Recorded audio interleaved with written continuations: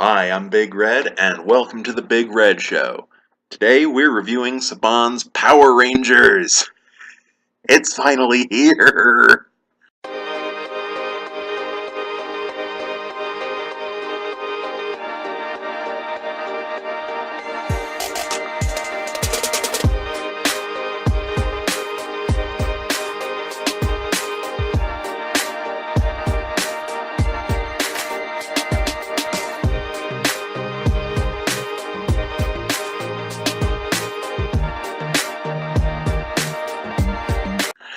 This movie is almost the perfect Power Ranger movie.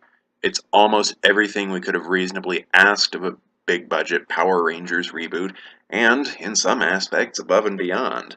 There is one and only one issue that could seriously detract from the movie, and it's not nearly as huge as it might sound.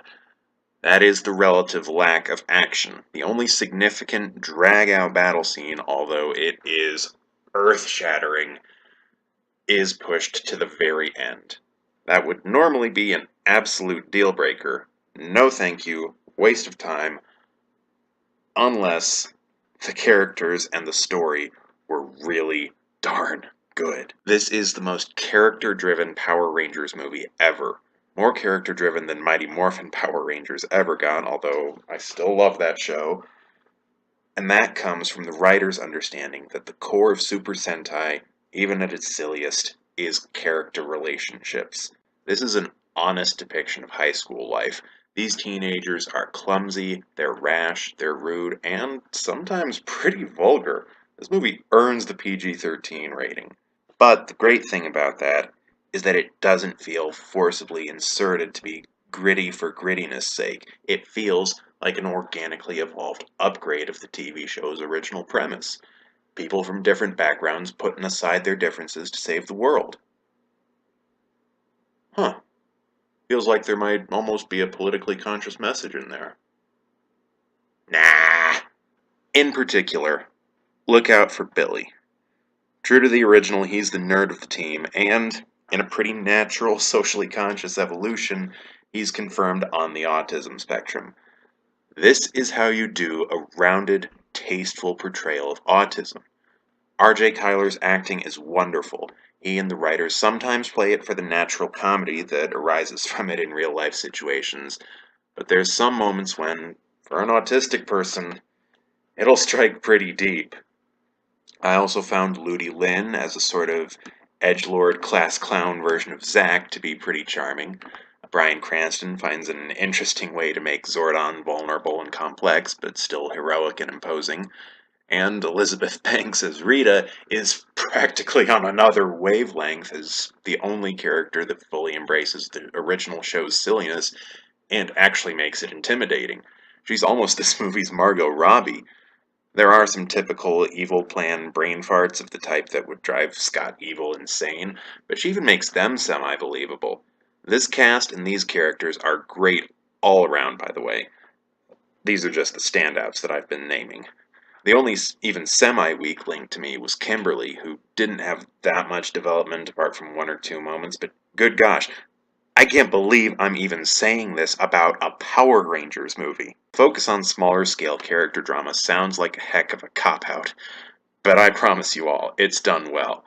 In addition to the acting and the writing, Dean Israelite shows an interesting eye for shot composition and atmosphere, obviously standing out more when they're not in an ancient spaceship. Either way, the sequel's practically a done deal anyway, so we can all have our epic all-out throwdown of a Power Ranger movie then. And if it's anything like the climax of this movie, sign me up. The CGI is top tier.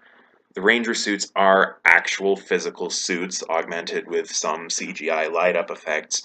I'm pretty sure the Zords are all CG, except for like one shot, but it's not 100% clear because they look like they really are there a lot of the time. The Megazord looks a little Bayformer-ish, but if Bayformers were actual cohesive designs instead of mashed up spare parts, even though in the revised origin of the movie, that's literally what the Megazord is. The new version of Goldar will still rub fans of that character the wrong way, but they make their concept look darn cool. and the fight between them is a legendary slugfest. Buildings get destroyed, havoc is wreaked, and because of the bigger budget, we get to see more of the individual Zords showing off their abilities too, instead of just combining to Megazord straight away. It's really gonna get fans thirsty for more, which I think was its exact job. In the end, I'm incredibly happy with this movie. It's true to the spirit of the original in its humor and its sense of adventure. It's more intelligent and more honest without being another grimdark slog. In a word, it's more phenomenal. I give Power Rangers 2017 a 9 out of 10. Also, about the so-called gay scene, I think it may have been blown out of proportion a bit.